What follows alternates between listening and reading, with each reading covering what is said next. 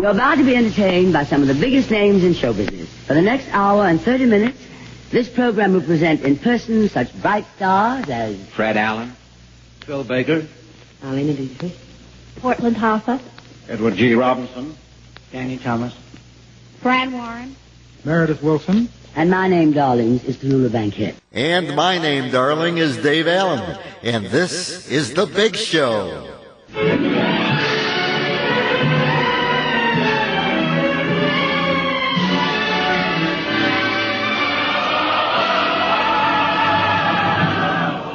The National Broadcasting Company presents The Big Show. Oh, listen, America, the curtains of America. We're going to fill your parlor full of stars. The Big Show. 90 minutes with the most scintillating personalities in the entertainment world. Brought to you this Sunday and every Sunday at the same time as the Sunday feature of NBC's All-Star Festival. And here is your hostess, the glamorous, unpredictable Tallulah Bankhead.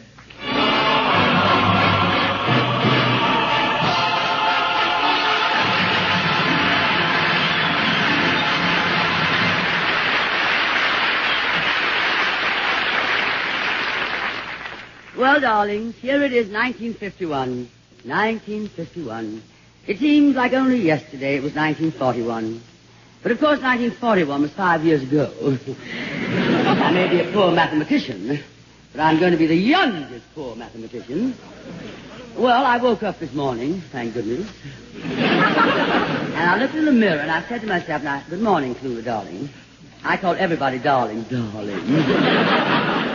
And I had a little talk with myself. Now, I talk to myself all the time. Goodness knows no one else has anything I want to listen to. So I said, now look here, Tallulah, this is a new year. Now let's make it a good one. No tantrums, no temper, no insults. And the face in the mirror said, yes, darling, and no radio show. It was then that I realized that it wasn't the mirror at all I'd been looking out of my window at a poster advertising all about Eve. Pardon me, Tallulah. May I interrupt this conversation you are having with yourself? Fred, darling, Fred Allen.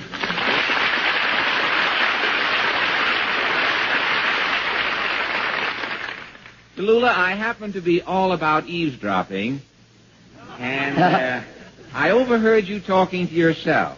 You don't know how lucky you are. You know, I was on the air 12 years before I found out that I was talking to myself. Now, Fred, I loved you on radio. You had a faithful audience. They never missed your show. Ah, and my audience is still faithful, Tallulah. I've been out of radio for 3 years, and they still don't miss my show. Darling, I'll never understand why you don't have a radio program. Well, I had to give it up. Circumstances, Tallulah. I had a minor problem. You see, my Hooper and my Pulse both went down to 5.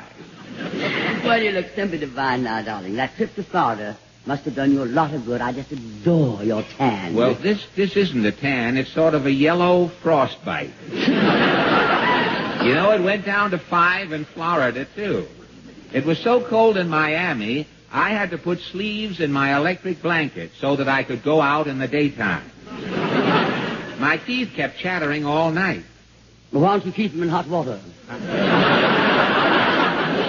Well, darling, you of all people don't have to worry about not having a regular radio show. No, that's true, Tallulah. I am gainfully unemployed. Isn't it boring, darling? Nothing to do all day. Oh, I'm always busy. I have a hobby. Unemployment insurance. Unemployment insurance? Yes, that is controlled by a government agency that insures you against finding a job. They pay you a small weekly stipend while they try to place you. Now, last week, for example, I was interviewed for a job in the automat as a banana turner. A banana turner? Yes, in the automat, you see, sometimes when the fruit chef is in a hurry, he will put a banana into a compartment the long way. Well, the banana sticks out and the little door won't close. And that's where I come in. You, as the banana turner? I turn the banana crosswise so that little door can close, you see. Now, Fred, you're joking, darling, with this unemployment insurance. Surely you have some plan for the future. Well, yes, I have. I'm coming back to radio. Oh, that's good news, Fred. With Really? a comedian like you coming back to radio could really come back. Is that trip necessary? Well, confidentially, Tallulah. It's that tea. I'm off a tea. I have to leave it out of my words, even. Confidentially, Tallulah, I'm not coming back as a comedian. That's too tough a job today. When I come back, I'm going to have the easiest job in radio. What's that, Fred? I am going to be a sponsor. Fred, you a sponsor? You must be losing your mind. Well, that's the first requisite. Well, what are you going to say? Oh. Nothing. You know, I think that people have been listening to radio commercials for so long that their houses are cluttered up with stuff that they really don't need. So I am going to sell nothing. And I'm going to charge 37 cents for it. Fred, isn't that a lot of money for nothing? Oh, the way prices are today, about all you can get for 37 cents is nothing. And for 47 cents, you can get the big economy size nothing. Well, I can sponsor a radio show and build it around a personality who could make something big out of nothing. Mr. Allen. Well, here's nothing with a head on it. Well, as I stand here and cleverly feign astonishment, if it isn't Portland.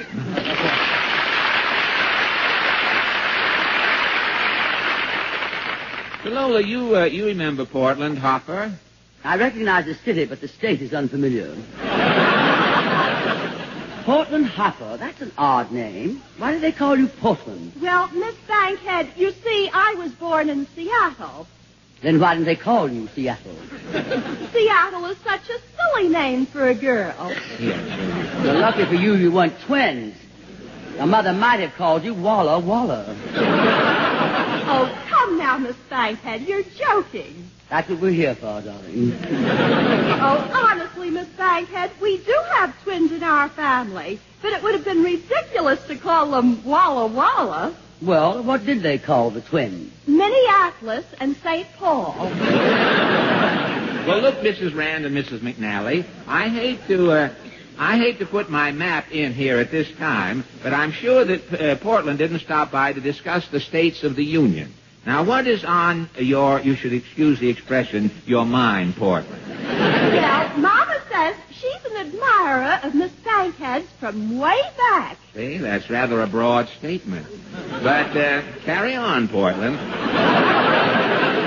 Mama listens to Miss Bankhead's shows religiously. Well, it's on Sunday, so naturally. I think your mother is darling Portland. Mama asked me to ask you a question, Miss Bankhead, if you won't get mad. Mad? Oh, why should I get mad, darling? Of course I won't get mad. Haven't you heard, Portland, dear? It's the new Tallulah. No tantrums, no temper. Especially not for such a devoted listener as your mother. Mad indeed. Now, darling, what is your mother's question, darling? How old are you? None of your mother's neurotic business. Say, Portland, if you will climb down from that chandelier, I'd like to tell you that you may inform your mother that I am going back on radio myself. I'm going to be a sponsor. Really, Mr. Allen? What are you going to sell? Well, I'm going to have a program that sells nothing. Oh, just like your old program. In rebuttal, Miss Hopper, I must say that you have the makings of another Tallulah, only an octave higher.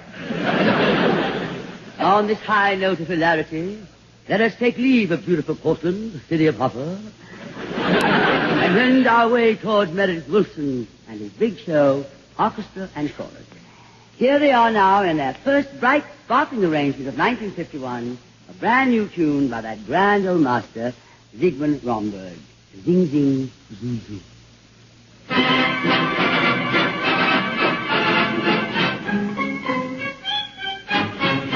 Zing, zing, zoom, zoom, my little heart goes boom when I hear the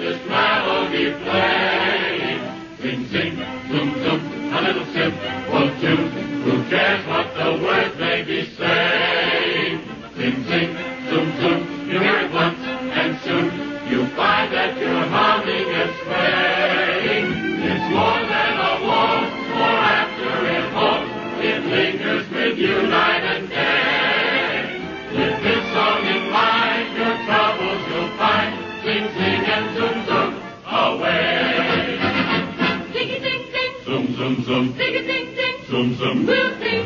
We'll zoom. We'll fill the room with the zing-zinginest, zoom-zoominest, inhumanest sound. Ding, ding. Zoom, zoom. My little heart goes when I hear this melody playing.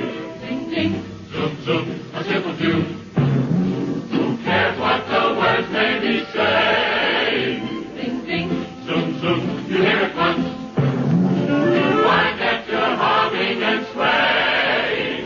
And ladies who can get close and there through your matrimonial door. With this song in mind, your troubles you'll find. Sing, sing, and zoom, zoom, he's yours.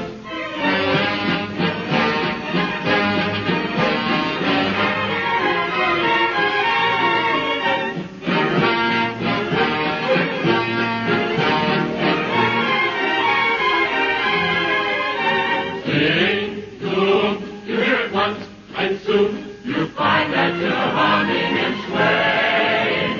And darling Tallulah, especially you, have got to keep up with the time. Whenever it's time for ringing your chime, sing, sing, and zoom, zoom. Sing, sing.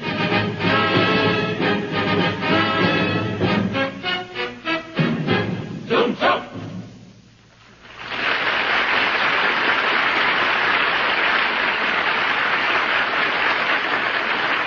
Meredith, that was divine. Meredith Wilson, darling. Oh, yes, Miss Bankhead.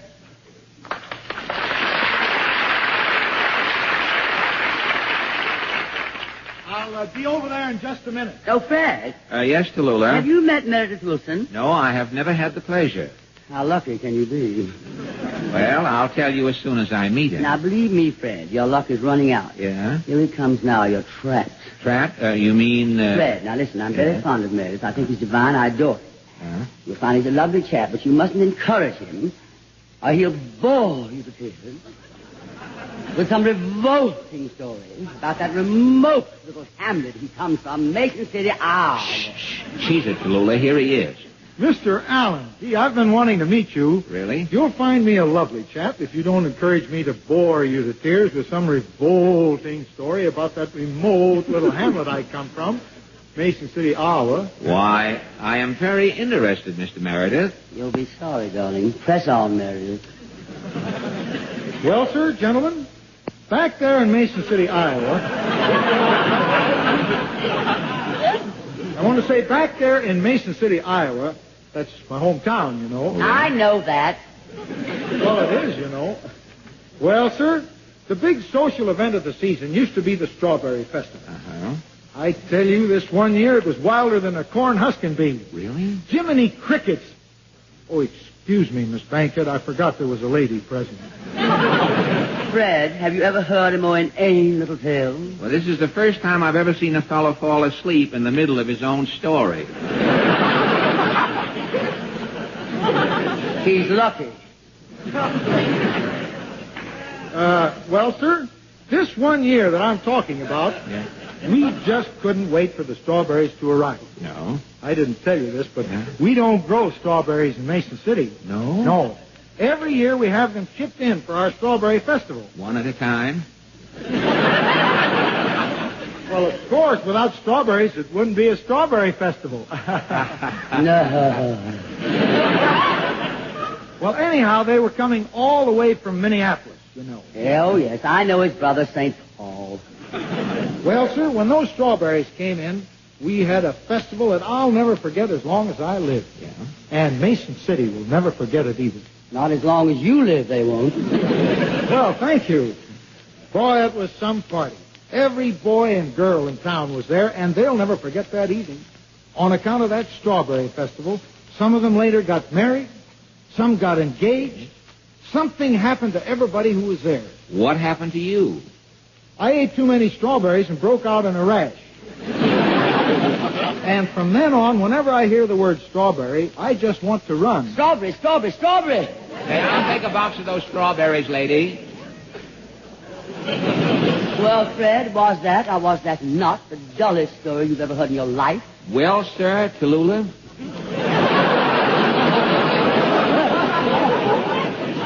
It's a funny thing, you know. When I was a kid back there in Boston, a suburb of Mason City, we used to have these bean festivals.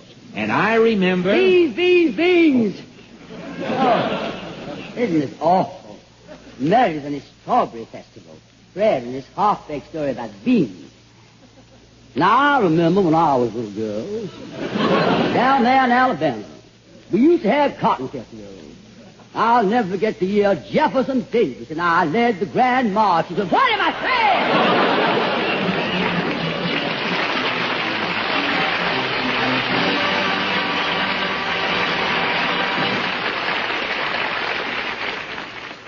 We have come now, darlings, to an exciting moment in our big show tonight. We ask you to join us in bidding welcome to an outstanding personality, a distinguished artist, Mr. Edward G. Robinson.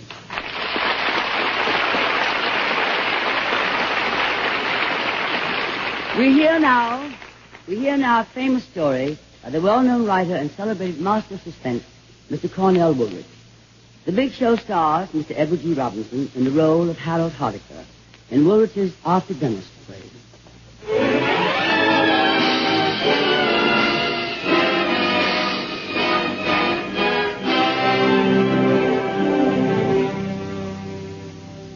The scene, the sumptuous dining hall in the apartment of Harold Hardiker, Park Avenue. A soft summer night in August. A lavish dinner for 5 has come to the brandy and the cigar. Yes, it's been very nice. So, Evans, kindly pass that silver bowl. Let each of the gentlemen see what it contains. Mr. Mackenzie first. Not another dessert, Mr. Hardiker. No, not quite. Mr. Kenshaw? Mayonnaise? Close. Mr. Pendergast? What is this, a gag? No, I'm afraid not. Mr. Lambert, please. I'm too full to care, sir. All I can say is it looks hot, sticky, and it smells funny. Eggnog, huh? Well, that's very good. Oh, Evans, place the bowl in the exact center of the table. Now, that's it. Thank you. Oh, and you may remove the glasses and coffee. Okay, mister, we give up. What's in that thing? Oh, quite a number of things, Mr. Pendergast. Whites of eggs, mustard, certain other ingredients, all well beaten together. Sounds like an antidote. That's not a funny joke, Mackenzie. No, it's not a joke. It is an antidote. Oh, Evans, you have the gun I gave you. All right, stand there. Please, on the other side of those doors, and see to it that no one comes out of here. If they try, you know what to do. I thought there was something screwy with this idea coming to your house for supper. Why should you invite 4 characters you don't even know? Then throw us a feed like this? I'm getting out of here. I assure you, Pendergast, Evans will not hesitate to shoot. He has orders. You see, gentlemen, there's a murderer in our midst. What? What are you talking about? Murder. Gentlemen, I know you all quite well. Mackenzie, you're still a salesman of water coolers. Lambert, you're a salesman of novelties. Kenshaw, you're still a clerk. Pendergast? Well, the police have an interesting dossier on you. What of it? Only this. One of you is a murderer. One of you killed my son. You killed him a year ago today. The murderer has not yet paid the price. You're setting yourself above the proper constituted authorities?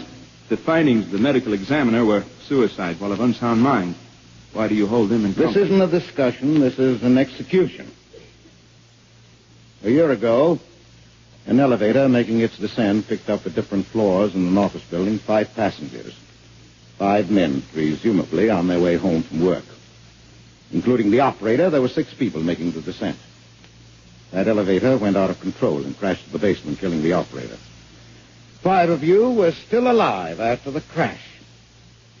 While the rescue crew worked with acetylene torches to cut through the steel top of the car, one of you shot and killed my son lying there in the dark. The inquest found that he was killed with his own gun, died by his own hand. But you know differently. I know differently. Oh, but surely, Mr. Hardiker, the inquest was thorough.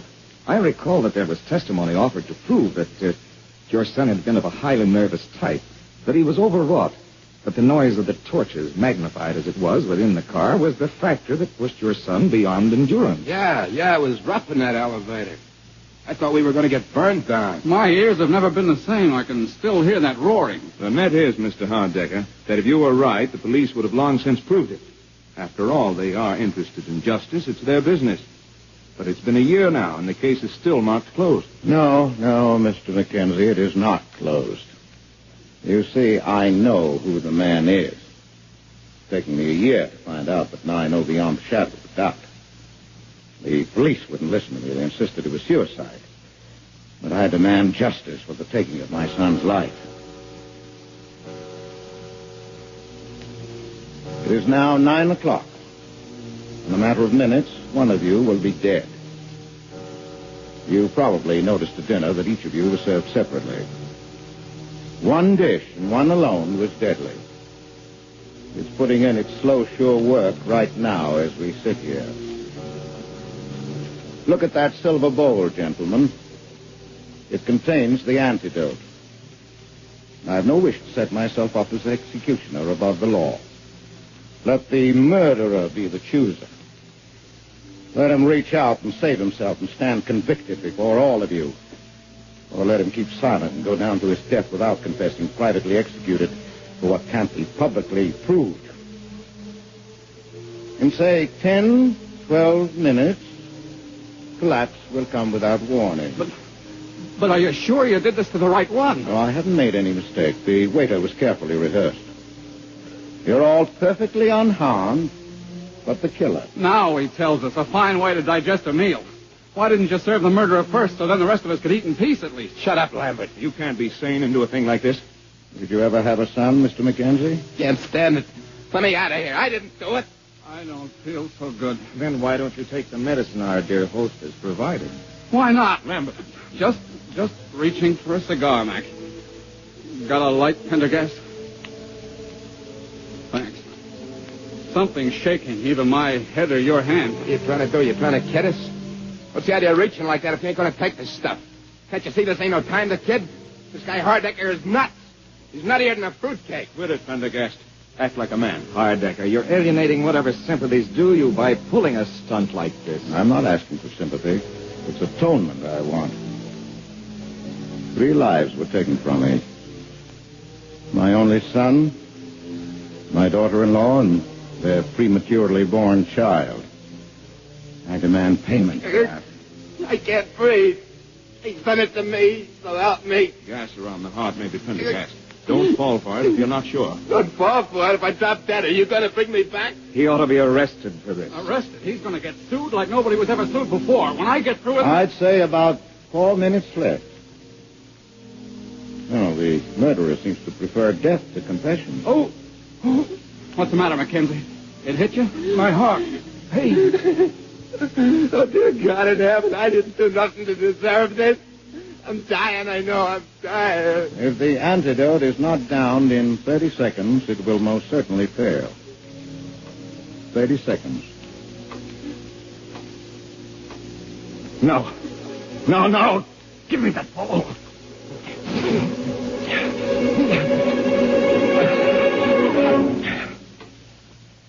There. I've drunk it. I've drunk it all. Will it save me? Don't stare at me. Tell me. Will it save me? Did I drink it in time? So it's you, Kencho. Yes. Yes, I killed him. I'd kill him again. Over and over and over 1,000 times. He used your name, cashed in on your wealth and position to work himself in my company. Got my job, got me fired. Yes, I killed your son. I killed him. So what? So what, Harddecker? No matter what they've all heard me say just now, you'll never be able to prove I did it. Nobody saw me. Only the dark. Well, that's where you're going. Into the dark. You can't prove it. Nobody saw me. Only the dark. He fell like a ton of bricks. What's the matter with him? He's dead. Well, Harddecker, I guess your antidote didn't work in time. No, that wasn't the antidote. That was the poison itself. He hadn't been given any poison until he gulped that down. He convicted himself and carried out sentence on himself with one and the same gesture. I hadn't known which one of you it was until then. I'd only known it hadn't been my son's own doing, because, you see, the noise of those torches burning above your heads while the crew worked to free you from the elevator wouldn't have affected him much. He was partly deaf from birth. And now, I'm ready to take my own medicine. Call the police. Let them and their prosecutors and their courts of law decide whether I killed him or his own guilty conscience did.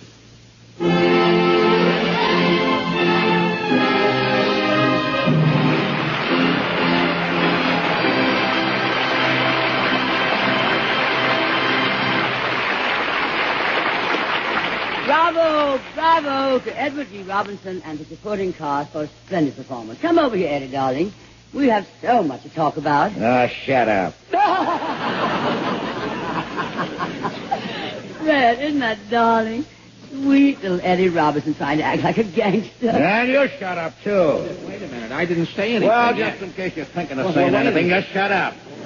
Now, Ed, you're kidding, aren't you? What do you think this buzz on my hip is? Little egg spread. A 45, see? Have you ever considered cutting down on potatoes? Now, listen, you big tomato. You get in my way, and I'll push a grapefruit in your mush and throw a pineapple into your apartment, see? Say, I'll take a pound of that fruit salad, sir. Now, look here. I'm warning you, see? One more crack out of you, and you'll need protection insurance. Say, I'll take some of that, too. It'll go well with my unemployment insurance. A parlay going there. Wait a minute, Fred. Now, look here, Ed. I don't understand this. Now, I've always known you to be a mild, sweet-tempered, intellectual man who spends most of his time collecting valuable paintings. That's a blind. On the backs of them, their paintings or blueprints of some of the biggest banks in the country, see? But, Mr. Robinson, I understood that you had a collection of authentic paintings by Rembrandt, Renoir, and Degas. Oh, sure. I had those guys paint over the blueprints. But Rembrandt, Renoir, and Degas, they're all dead. Well, that's the idea. Dead men don't talk, see? Now, Eddie. Now, don't butt Eddie. me, will you? Don't butt me, see? Now, don't get in my way, see? I'm hard as nails, see? You're going to get hurt, see? Please, I'm getting seasick. Come here, short, broad, and... Broad? I'll teach you not to fool around with me, see? I'm going to give you a little lesson as to how to behave, see? Oh, you struck me. This has got to stop. This is the movie Edward G. Robinson. The movie Edward G. Robinson, not the real Edward G. Robinson. Well... What's the matter with you? Well, everybody's picking on me. All my life, I never had a chance. I used to be on Broadway. You know, I was a nice, quiet guy who minded his business, never got in any trouble. And then I went to Hollywood and I did a gangster picture. And from then on, my troubles began. People avoided me. Children cried when I came into a room. Hey, wait a minute. If I had known this was for the Academy Award, I'd have worn my tux and my suspenders. No. When I walked down the street, horses would bolt. It must be for the Rocketing Academy Award. Oh, I just hated myself. I hired a publicity man. No, really, now, please don't laugh at me. I hired a publicity man to tell people that I was really a gentle man, but it worked too well. And suddenly people began to push me around. The minute they knew I wasn't really tough, they took advantage of me. So I gave that up, and I tried to go back to being tough. And I was doing so well, too, until you hit me. The humiliation of it. To be hit by a woman in public. Tallulah, why did you do it? Now, why? Why did you do it? I'll take a pound of that ham.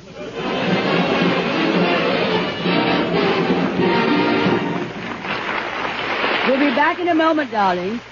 Just as soon as I ring my chime. This is NBC, the National Broadcasting Company.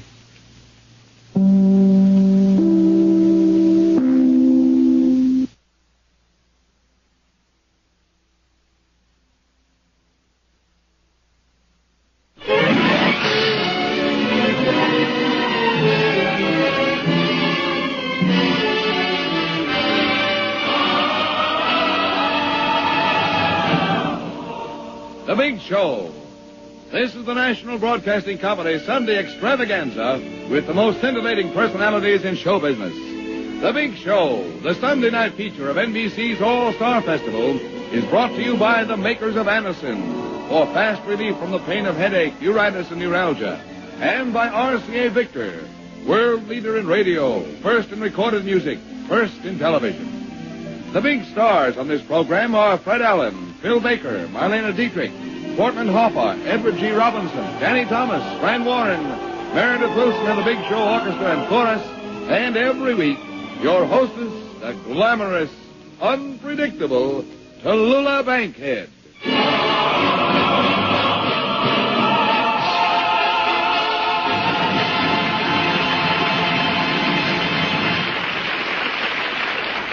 Well, darlings, here we are with the Big Show and a dipper full of stars.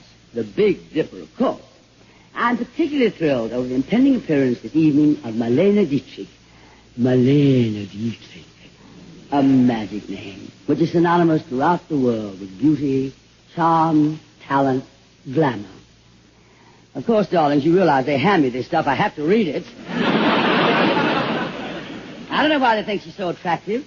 Just because she has beautiful hair, a lovely face, a perfect figure, gorgeous legs. I'll take 110 pounds of that. Bill Baker.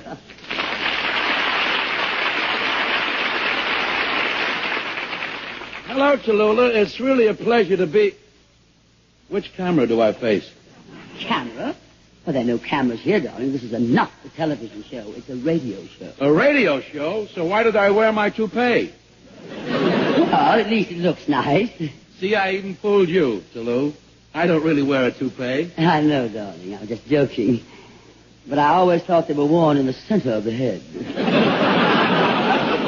Look, honey, I'll wear mine the way I like, and you wear yours the way you like. Now, darling, what were we talking about before we started blowing our tops? Well, I don't know why, but I had an idea this was a television show. I'm sure I've seen you on television. Aren't you the one who wears those low-cut gowns? That's Emerson, darling. This is RCA. Oh, I see. But I'm sure I've seen you on television, Tallulah. I can't remember where, but, oh, well, never mind. But surely you must be thinking of going on television, Tallulah. Well, to be very honest, Phil, I've been wrestling with the idea. That's where I saw you wrestling. Oh, I couldn't be a wrestler, darling. Why not? You're a good enough actress. Listen, Tallulah. Believe me, television is for you, especially now. The screens are getting larger and larger and larger. And your check is getting smaller and smaller and smaller. Look, Tallulah, it would be a cinch to convert this radio show into a TV show. I know just how to do it. Well, I'm willing to try. Goodness knows I've tried everything else. All right, I'll try TV even if it kills me. Well, we all have to go sometime. What's the first step? Well, as you know, in television, they don't use any scripts at all. Mm-hmm. Why don't we just put our scripts aside for a while and see how it works? All right.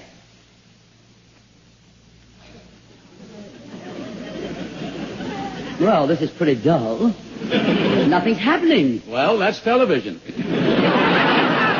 Oh, but they must have something else. Well, personally, I don't watch television very much. It sort of depresses me. I used to look at those mystery shows. So many people get killed. It's all very sad. Well, television is great for baseball. The Giants are my team. I watched the Giants play all last summer. Yes, it's all very sad. It really is.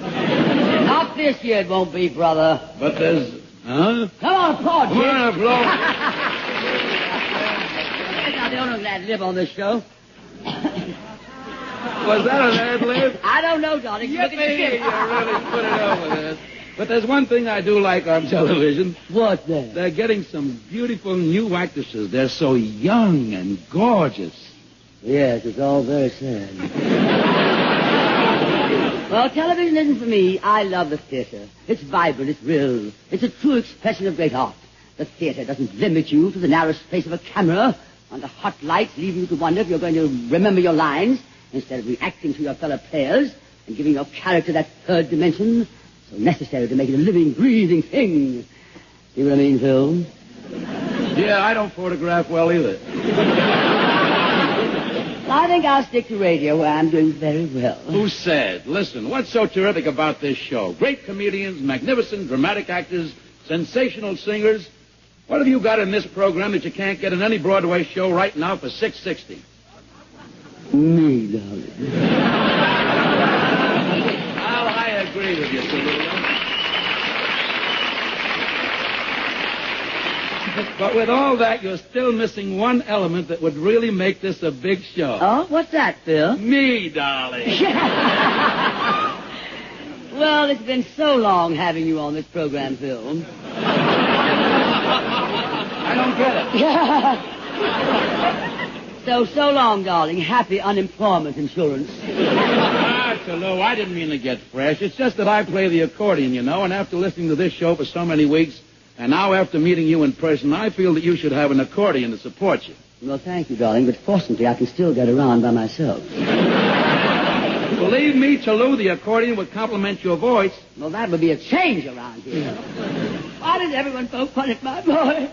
I can't understand it. I can't understand it either. To me, you have a voice like any other normal American boy. Play, Phil. Oops, sorry, wrong program. Thank you, Tallulah. I'd like to play a tune I wrote especially for this program 20 years ago. Strange interlude. Would you like to hear it? No, darling. But I'm sure that won't stop you. I wrote this short song on one of the saddest days of my life.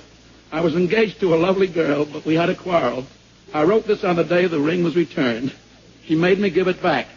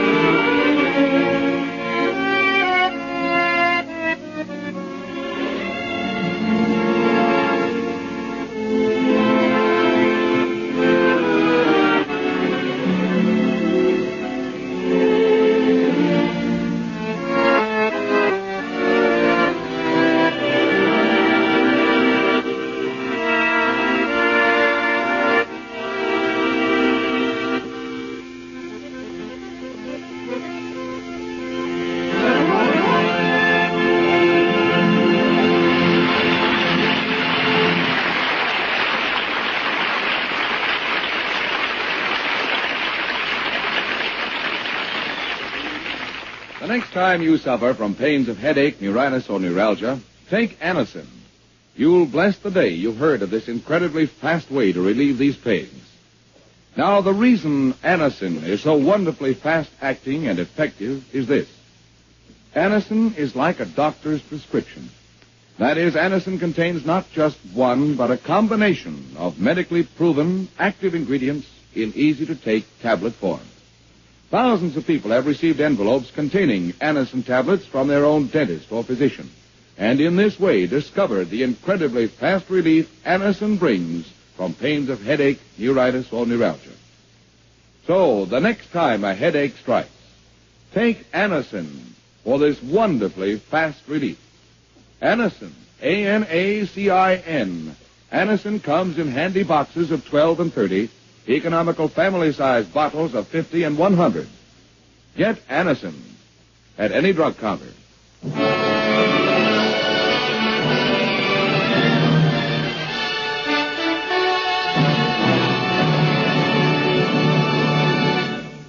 Very well said, Ed Hurley-Ho. I have so much trouble with that darling man's name. Now, where were we? Oh, yes. I was about to, Hello, Tallulah. Ah, hello, Fran. Fran Warren, darling. How are you today, Fran, sweetie? Oh, I'm very excited, Tallulah. Yeah? What with Marlene Dietrich on the show, she's so glamorous. I've heard that said about me, darling. And she's such an international celebrity. I've heard that said about me, darling. Who? I remember she was my ideal when I was a child. And I've heard that said about... Oh, darling. You know, Tallulah, with Marlena on the show, I knew we girls would have a lot of competition. So I thought I'd dress very carefully today. I really extended myself. Darling, your extension is showing. Besides, I wouldn't let Marlene Dietrich upset you. She's just another glamorous, beautiful woman. No, she doesn't bother me as long as you're here, Tallulah. It's so reassuring to see your old face.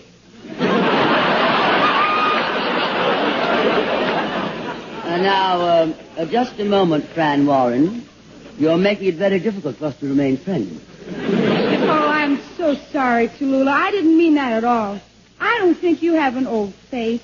I don't think your face is as old as the rest of you. No, I didn't mean that either. Fran, darling, it would probably be wiser for both of us if the next time you opened your mouth, it was to sing. What song do you have in mind? Don't take my love from me. All right, darling, I won't if you'll sing. Meredith, if you please, sir.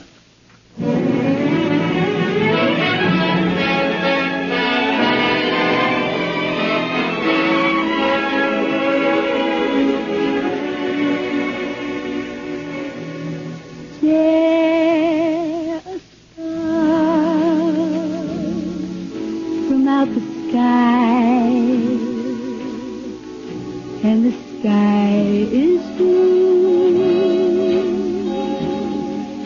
Tear a petal from a rose, and a rose weeps too.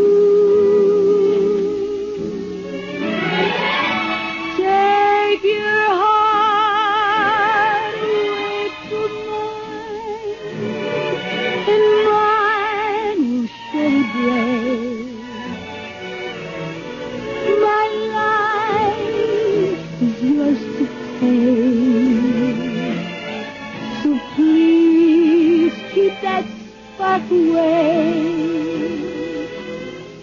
Would you take the wings from birds so that they can't fly? Would you take the ocean's roar and leave just a sigh? And this my heart won't let me do. This is why I beg of you, don't take your love from me.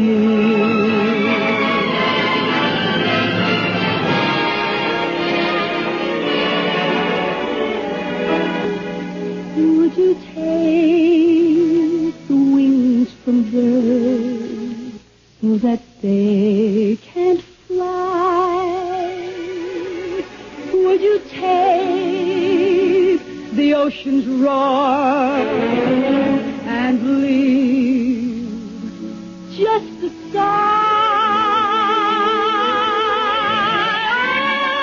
This my heart won't let me do.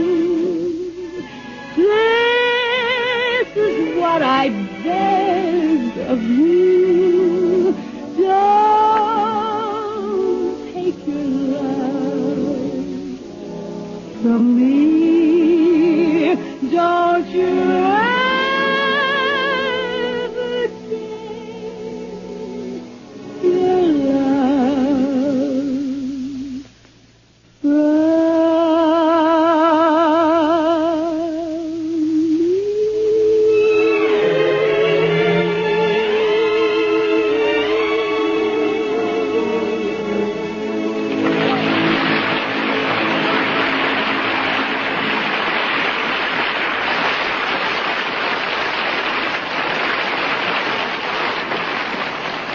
Well, you're in great voice today, Fran, and, Hello, Tallulah, darling.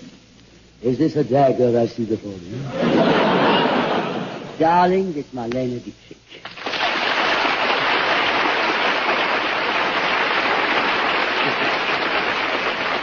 Oh, Marlena, it's simply wonderful to see you again. Thank you, Tallulah. How long has it been? I was thinking only this morning that I haven't seen you in 20... Careful, Marlena, darling. People are listening. Weeks? Oh, darling, weeks. Oh, Tallulah. Yeah. After all these years, guess whom I met the other day? Claude. I ran into him on the street. Hard, I trust. Why, Tallulah, precious, he was so crazy about you. Oh, no, Pet, it was you he was crazy about. Of course not, darling. Everybody knows he was crazy about you.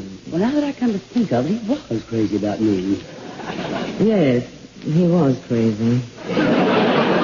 Yeah, isn't he sweet? Dear old Claude. Does he know that you're a grandmother now?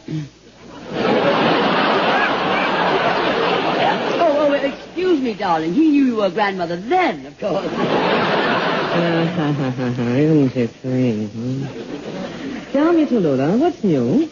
I hear so little about you since you've hidden yourself away in radio. Oh, come now, Marlena, sweet. If you could read, you'd know that I just got a big spread in Collier's magazine this week. Well, you need a big magazine, Tallulah. Fortunately, I can still make the slimmer magazine. As a matter of fact, Tallulah, I was just interviewed this morning by the Woman's Home Companion. No? Are they changing the name to Old Woman's Home Companion? Now, let's face it, darling. Look at you. False eyelashes, mascara, powder, rouge, lipstick. Yes, darling, but the rest of it is all me.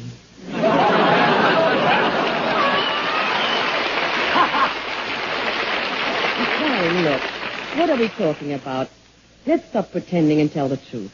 There's no use denying it. I'm not quite as young as I used to be. Everybody knows that I'm a mother, and now I'm a grandmother. This silly idea women have that they must lie about their age is ridiculous. I don't care if everybody knows how old I am. You really mean that, Marlena? Of course, Tallulah. Well, then, darling, how old are you? 32. 32? Now, just a minute, Marlena. Do you mean that you're only 1 year older than I am?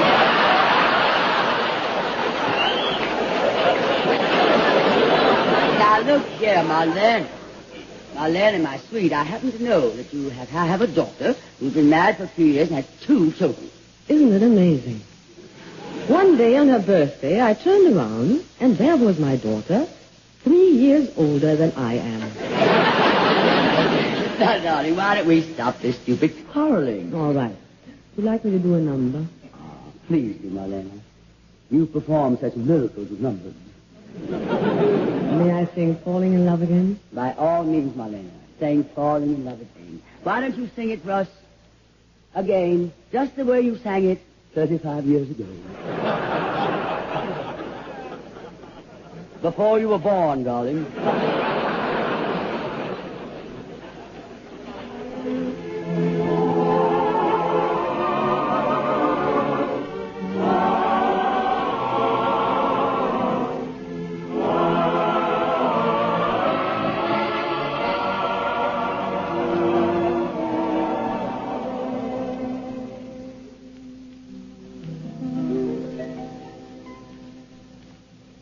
Falling in love again, never wanted to. What am I to do? I can't help it. Love's always been my game. Play it how I may. I was made that way. I can't help it. Men cluster to me like moths around the flame. And if their wings burn, I know I'm not to blame. Falling in love again, never wanted to. What am I to do? I can't help it.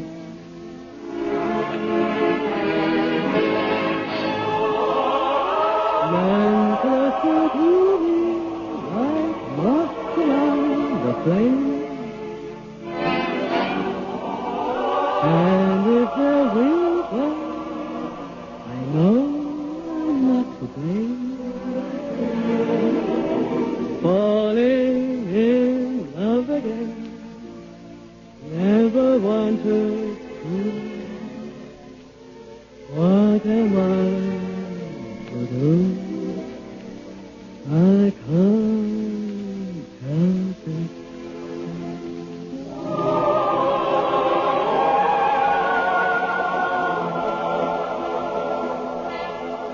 Can't help it.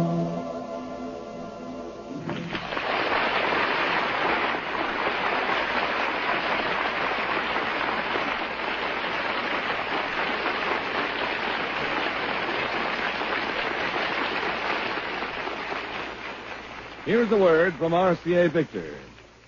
For 5 kinds of wonderful fun and all in one, there's nothing like a new RCA Victor million-proof combination console. The whole wide world of entertainment is yours. Clear, steady, million-proof television, powerful AM/FM radio, 3 speeds of phonograph, all in one beautiful cabinet at a truly modest price. It's not just one hit show, it's all of them, especially designed for your living room. You'll watch television pictures with million-proof quality, locked in place by RCA Victor's Eyewitness Picture Synchronizer. And the RCA Victor new television picture pickup brings in the picture even in fringe areas. All the television, radio, phonograph sound comes through the famous Golden Throat tone system. That means rich concert hall listening.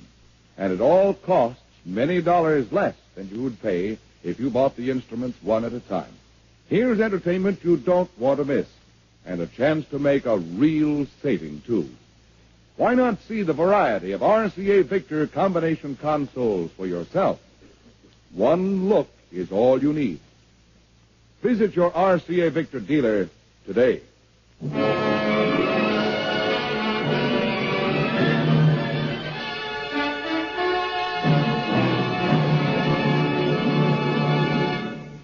Thank you, Ed Hurley. Hurley hi, ho, hoo, ho. Well, that takes care of the vowels. Will I try the consonants? Oh, Marlena, darling, I must tell you how divine your song was, darling. Thank you, Tallulah. Such a wonderful way to lead into the commercial. I have you know, Tallulah, that men have killed themselves after hearing me sing. I'm sure of that, darling. I died a little myself. Well, we all have to go sometime. Say, speaking of going, I think I'll be going. I've been wading through this script looking for a line or two for myself. Why, Fred Allen. Not even a joke line, mind you, just an ordinary old feed line would do. Any line at all, a bread line. Marlena's lines would do. Say, as a matter of fact, Marlena's lines are perfect. And besides, not that you girls need me to throw you a curve, but I've noticed that Phil Baker had an accordion solo, Marlena Dietrich had a bronchial solo, and I would like to play a little clarinet solo. I just happen to have my clarinet with me. Why, of course, Fred. Did you think I would do a show and neglect having you play your clarinet? Well, frankly, yes. Oh, of course you can play. Oh, goody. What a night for music lovers. May I begin? Now, wait a minute, you guys. Edward G. Robinson, darling, what is it? You know, I'm looking for some lines myself, see. If everybody's doing a solo, I want to do one, too, see?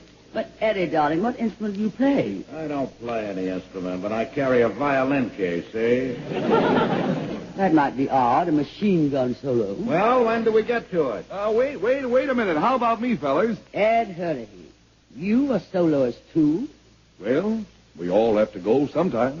Do your solo first, darling, and then Fred and Ed, they'll follow, huh? Oh, thank you, Tallulah. All I wanted to say was that this portion of the program was brought to you by the makers of Anacin for fast relief from pain of headache, neuritis, and neuralgia, and by RCA Victor, world leader in radio, first in recorded music, first in television. You're soloing quite well, Ed Hurley.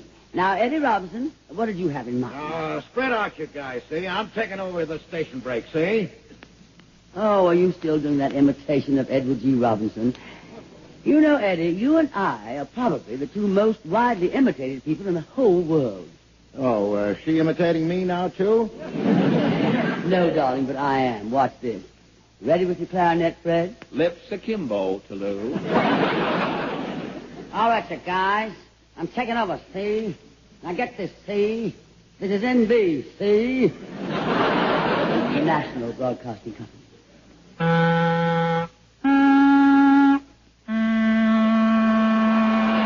You're listening to Radio Classics at theradiodadio.com. This is The Big Show, where tonight the glamorous Tallulah trades darlings with the fabulous Marlene. The score at the half, Marlena 32, Tallulah 31. Ages, that is. It's like golf, darlings. Low score wins. 4. Danny Thomas.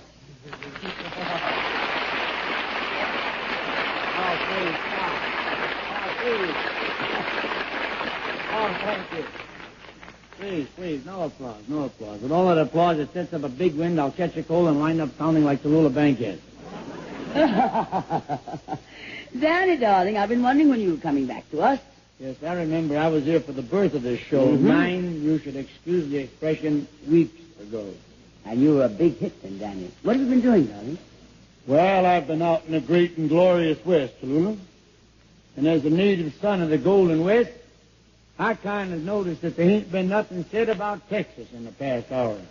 So I'd like to sing for you a little Western song. But didn't you once tell me that you came from Toledo, Ohio? Originally, Tallulah, but when I was a little boy, my parents emigrated from Toledo, Ohio, and came to this country. And then they settled in the West. To me, it's the greatest place in the whole world. And that's why I'd like to sing for you a Western song.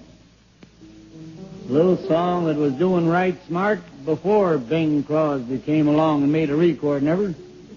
But I reckon he didn't hurt it none. That's Western talk, man. Oh, give me a home where the buffalo roam. How'd you like to have a buffalo walk right into your living room?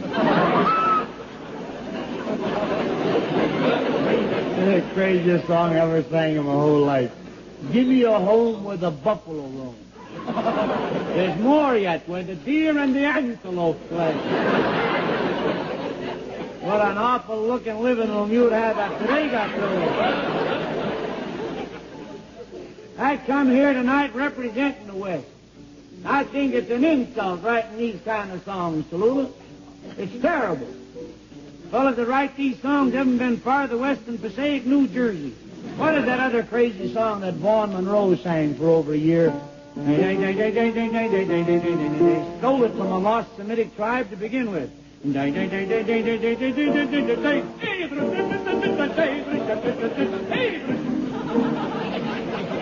a load of these words, will you?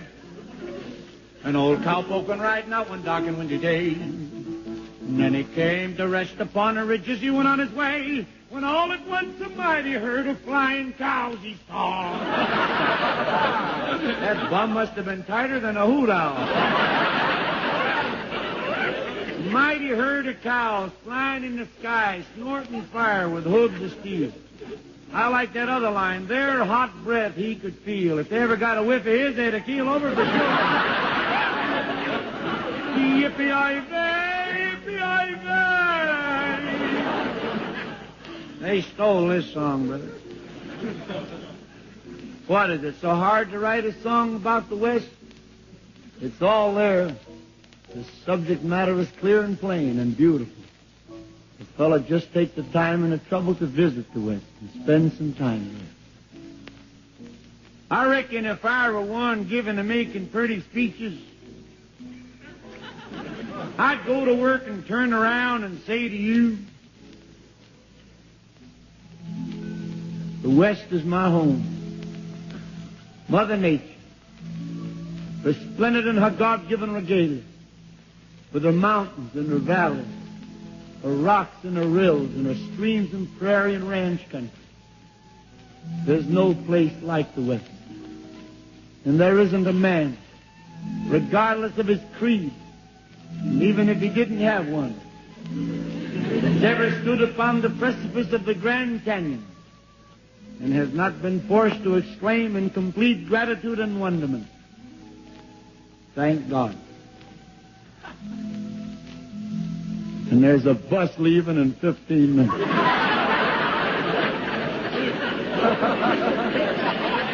Of course, I know what you're going to say if you're a dyed-in-the-wool Easterner, a typical cosmopolite.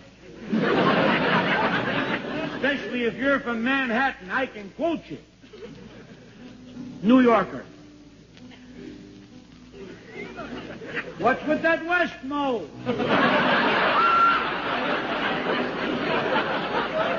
What is that already? What are you hacking me with the West? That means, what are you chopping me with the West? I'm the kind of guy likes to bet a horse, spin the wheel, shake the dice. What do you give me the West? You could die a slow death out there.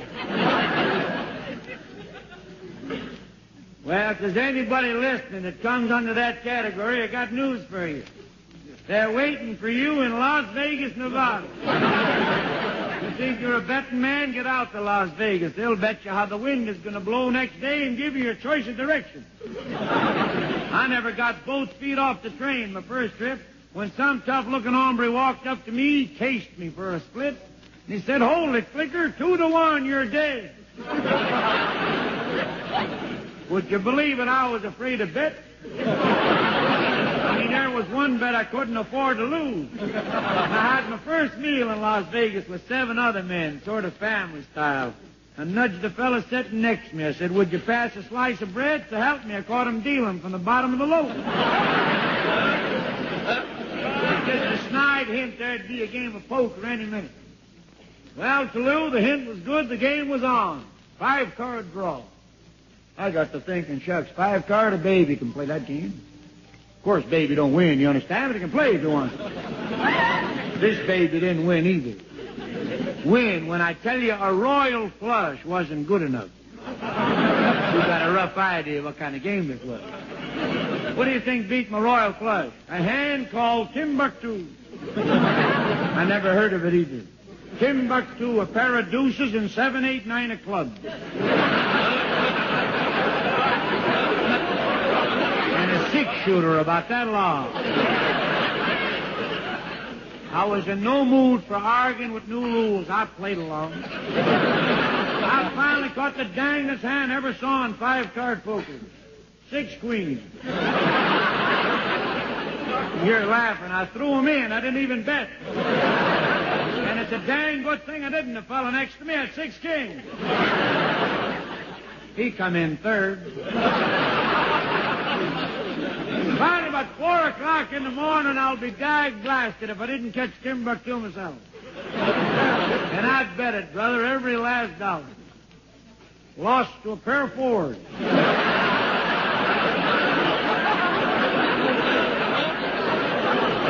Same size 6-shooter.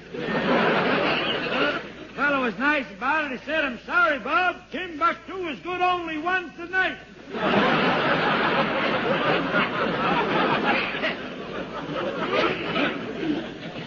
That ain't the part of the West I'm talking about. I'm talking about the ranch country. Places out in Texas. Big, broad expanse of land. Fenced in by them crisscross whitewashed logs. Just such a ranch used to ride out to, visiting with a friend of mine who was a rootin', tootin', shootin' pioneer of the West. Man by the name of Hopalong Manischewitz. The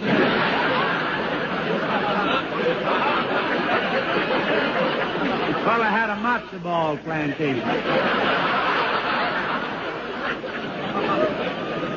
I'll never forget it. I was out with Manischewitz one day just to see how the matzo balls were matching. I was riding what you might call a polite horse. Every time we came to a fence, they let me go over first. Never had so much fun in my whole life. That's the country I'm talking about. And if I were asked to sing a Western song, I reckon it'd be the kind of a song that my accompanist, Walter Pop, wrote. It's a pretty song about the West. I'm sorry I have to be the one to sing it for you, but I'm the only one who knows the words. Meredith, take it pretty. How I love to sing about the wonders of the Golden West, for I just love to sing all about my home, about the mountains high and the valleys that I love the best, and her purple sky. I could write a tone. I swear, nowhere is there such beauty, and brother, you can bet. That's why the sun chose it as the place to set. I love to sing about the glory of the Golden West, for I just love to sing all about my home. I love to sing about Texas, that's my home.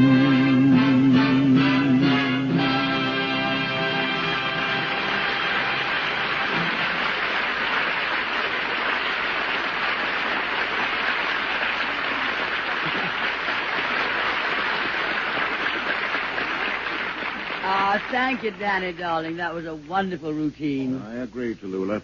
Oh, Danny, I wish you had been at this New Year's Eve party I went to. We could have used some entertainment. Listen, Eddie, if you wanted entertainment, you should have come to my New Year's Eve party. Yeah? Everybody was there. It was real high society. You know, dukes and counts, the Whitneys, the Vanderbilts, the That's a Rockefellers. ritzy crowd you travel with, Phil. I travel with a ritzy crowd. They call me all the time, Tallulah, and I love to go because they're really very democratic people. Now.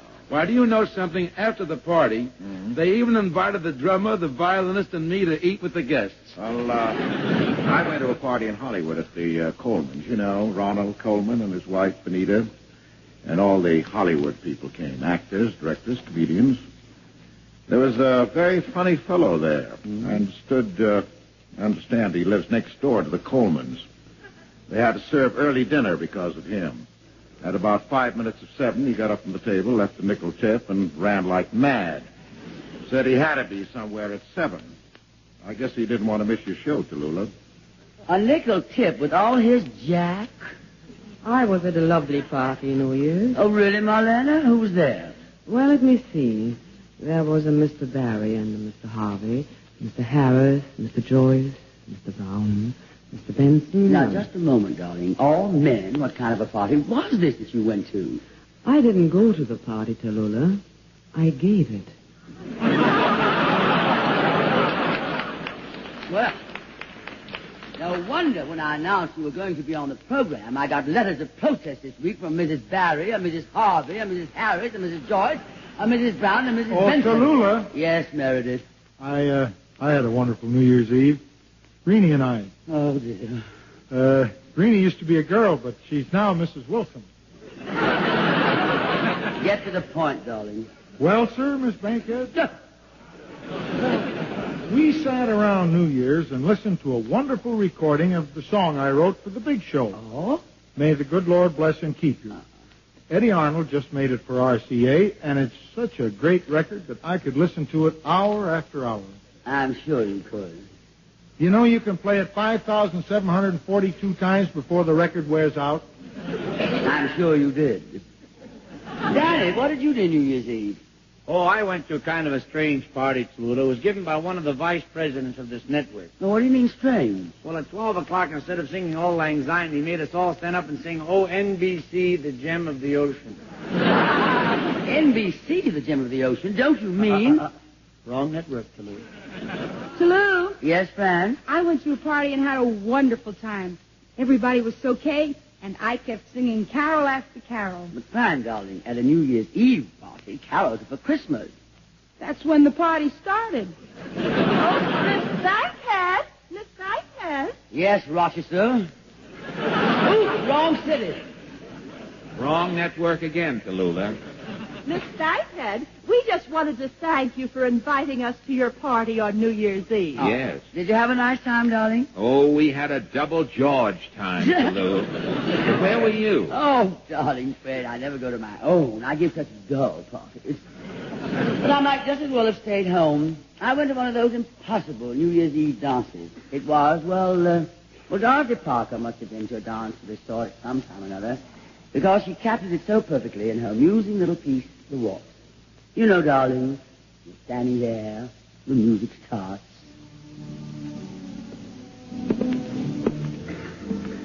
And a man comes up. Don? Oh, certainly I'd adore to. Now, what did I say that for? I don't want to dance with this character. I don't want to dance with anybody. Even if I did, it wouldn't be with this one. I've seen the way he dances. He looks like the MC of a nightmare. Just think, not 10 minutes ago, when I was sitting there with my heart bleeding for the poor dame he was dancing with. Now I'm elected. Well, isn't it a small world? And you can have it, too. A little dreamboat of a world. Its events are so unpredictable, are they not? There was I, minding my own business, not harming a living soul. And then this dopey Don Juan has to come into my life. All smiles and city manners, to sue me for the favor of one passionate polka. Why, scarcely knows my name, let alone what it stands for. It stands for despair, bewilderment, futility, mayhem, manslaughter and assorted murder, corporated and unincorporated. But little does he wot. I won't wot his name either. I haven't the faintest idea what it is. Jukes would be my guess from the look in his eyes. How do you do, Mr. Jukes? And how is that dear little brother of yours with the two heads? What do you say when a man asks you to dance with him? I most certainly will not dance with you. See you drop dead first. Why, thank you. I'd like to awfully, but I'm about to throw a fit. Oh, yes. Do let's dance together. It's so nice to meet a man who isn't a scaredy cat about catching my berry. No, there was nothing for me to do but say I'd adore it. Well, we might as well get it over with. Now I know how furniture feels on moving day. Okay, Cannonball. Let's run out on the field. You won the toss. You lead. Huh? Oh, why, I think it's more of a waltz, really, isn't it? Well, we might just listen to the music a second, huh? Shall we? Oh, yes. Here's a waltz. Mine? Why, I'm simply thrilled. I'd love to waltz with you. I'd love to waltz with you. I'd love to have my tonsils out. I'd love to be hit on the head with an atomic bomb. Well, it's too late now. I'm trapped like a trap in a trap. We're underway. Why didn't I ask him to sit this out? We'll be sitting on the floor in a minute if this keeps up. It's a good thing I warned him this is a waltz. I bet if I told him this is a rumba, we'd have made a touchdown in Times Square. Why does he always want to be somewhere that he isn't? Why can't we stay long enough in one place to get to know the neighbors? With this constant rush. It's the curse of American life. That's the reason we're all... Ah! I have to kick you, idiot. Oh, my poor shin. My poor little shin. I've had ever since I was a little girl. Oh, no. Goodness, no. It didn't hurt the least bit. And anyway, it was my fault. It really was. Honest, truly. Yes, it was, really. Oh, now, you're just being sweet to say that. It really was all my fault. I wonder what I should do. Throttle him this instant with my naked hands, or let him have a stroke and drop in his tracks. Maybe it's best not to make a scene. I guess I'll just lie low and let him burn himself out. He can't keep this up indefinitely. He's only human. Well, I wonder. I don't want to be the oversensitive type. You can't tell me that kick was unpremeditated. When it comes to kicking, I'm outraged womanhood. When you kick me in the shin, smile. I bet he grew up in the hill country. I bet they had to throw him on his back to get his shoes off him. What? Oh, no, it's lovely. No, it's simply lovely. It's the loveliest waltz I ever heard, isn't it? Yes, I think it's lovely, too. Yeah, sure. Well, what's it to me if I have to spend the next 2 years in a plaster cast? Well, who wants to live forever? Dance, little gypsy, dance while you can. I wonder if the band leader shoots you when you break a leg. Oh, he's all right, thank goodness. For a while, I thought they'd have to carry him off the field. Oh, I couldn't bear to have anything happen to him. Ah! Get off! I ain't stepped, you hulking peasants. What do you think I am anyway, a gangplank? Out! Oh, no! Of course, it didn't hurt a bit. Why, it didn't hurt a bit. Honestly, it was all my fault. You see that little step of yours, well, it's perfectly lovely, but it's just a tiny bit tricky to follow at first. Oh? Did you work it up yourself? You really did? Well, aren't you amazing? Oh, no. Now I think I've got it. Oh, no, I think it's lovely. Yes, I was watching you when you were dancing before. It's awfully effective when you look at it. It's awfully effective when you look at me, too, I bet. I must look like something out of the Fall of the House of Usher.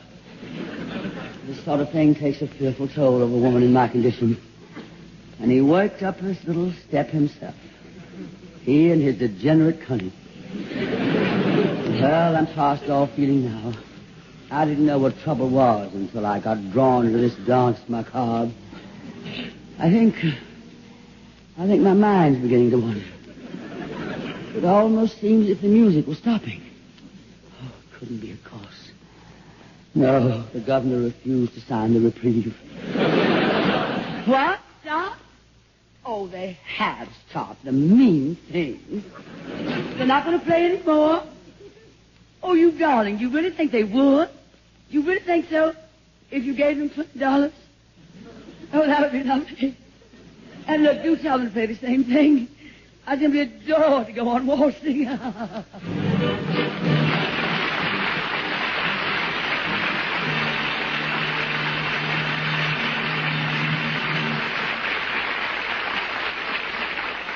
Well, darling, that approximates my New Year's Eve.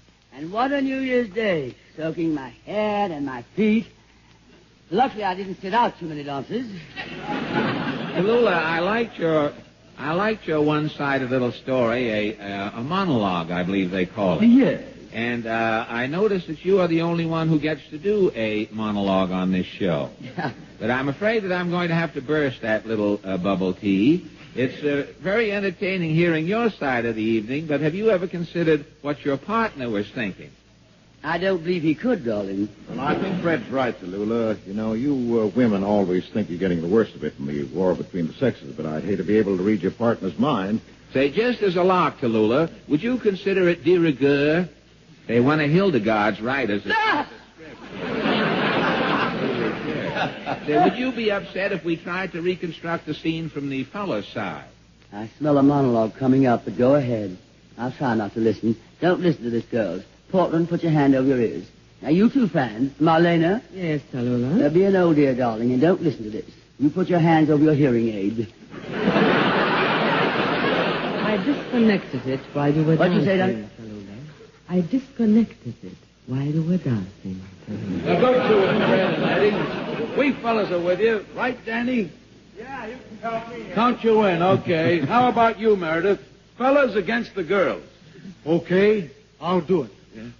Goodbye, Rainey, who used to be Mrs. Wilson. Say, a little music, Meredith, if you don't mind. Oh, Fred. Yeah, Eddie? See anything you like? Oh... I don't know. They're not getting as sharp a crowd as they used to here at Roseland.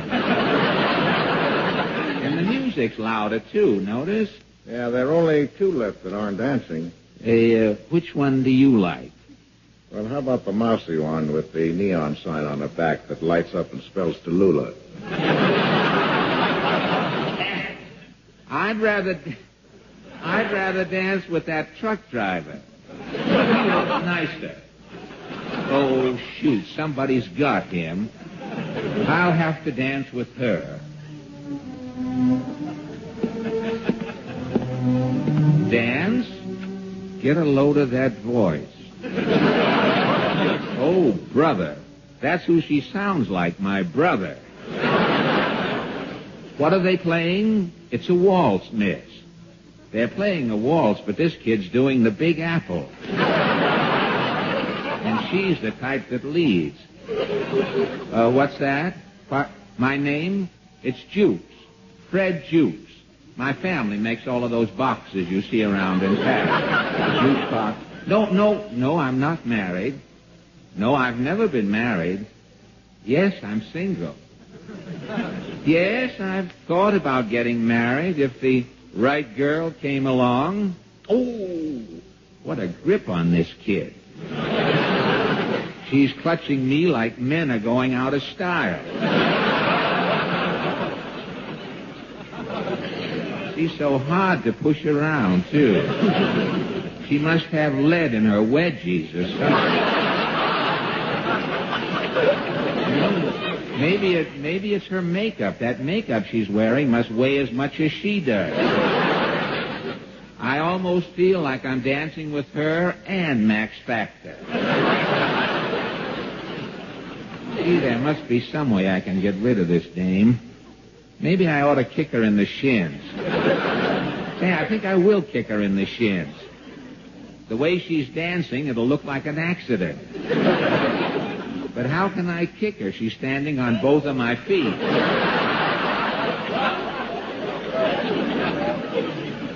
She must have a sideline selling corn plaster. Hey, look through the window. It's getting light outside. We're the only couple left.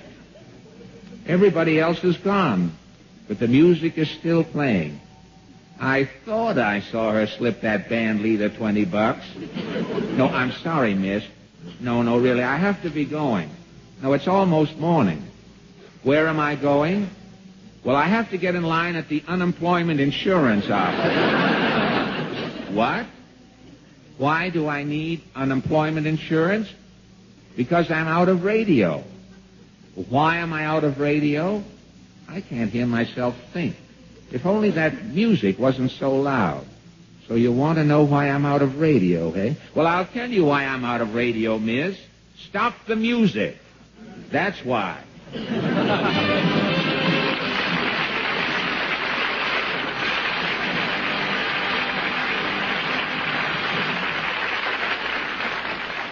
Fred, that was divinely insane. Well, I hope you're not angry, Tallulah. Oh, no, Fred, I loved every moment of it. It was very charming. There's just one thing. I wonder what happened to that friend of yours at the dance, the part Eddie played. So, that guy, he wound up going out with the boys. With the boys? What fun is that? Oh, he was at that party with Mr. Barry, Mr. Harvey, Mr. Benson, Mr. Harris, Mr. Joyce, Mr. Brown. Marlene, I don't know how you do it. How do you manage to keep so many men interested? I make such good Wiener Schnitzel.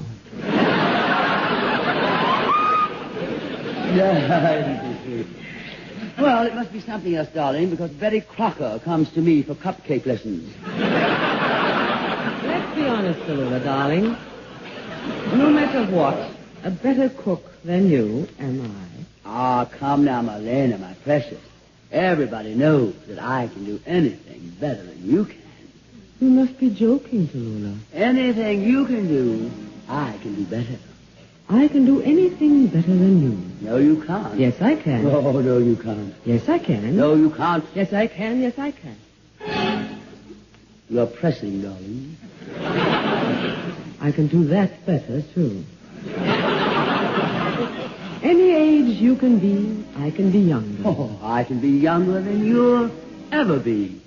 32. 31. 25. 23. 21. 19 and a half, 18 and a half, 16 and a half. Is that your age, darling, or your shoe size?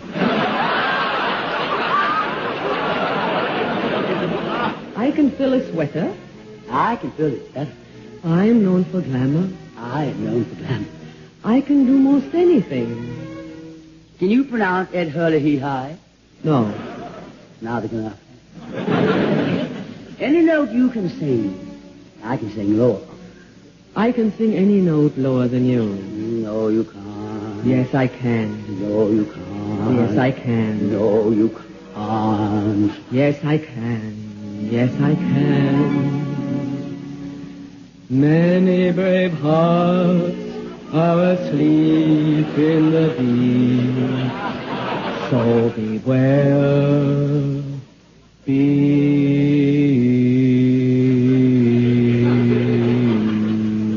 Step aside, Buster.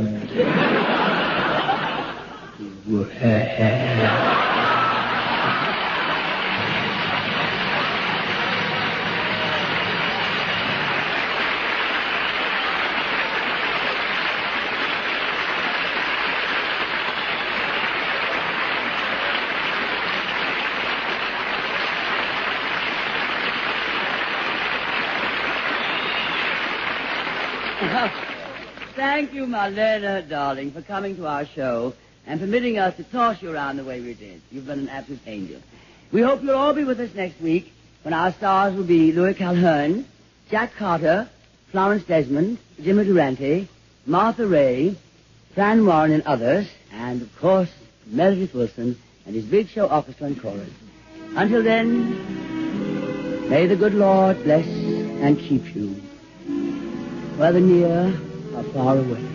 Friend, may you find that long-awaited golden day today. Edward? May your troubles all be small ones, and your fortunes 10 times 10. Marlena? May the good Lord bless and keep you till we meet again. Portland? May you walk with sunlight shining and a bluebird in every tree. Meredith? May there be a silver lining back of every cloud you see. Phil? Fill your dreams with sweet tomorrows. Never mind what might have been. Fred? May the good Lord bless and keep you till we meet again. Danny? May you walk with sunlight shining and a bluebird in every tree. May there be a silver lining back of every cloud you see. Fill your dreams with sweet tomorrows. Never mind what might have been. may the good Lord bless and keep you until we meet again. May the good Lord bless and keep you till we meet again.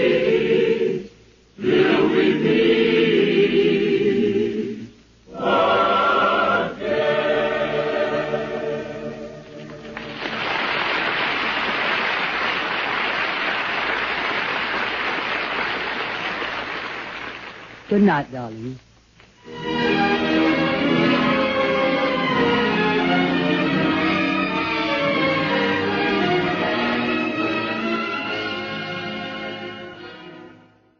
That's Radio Classics for this time around.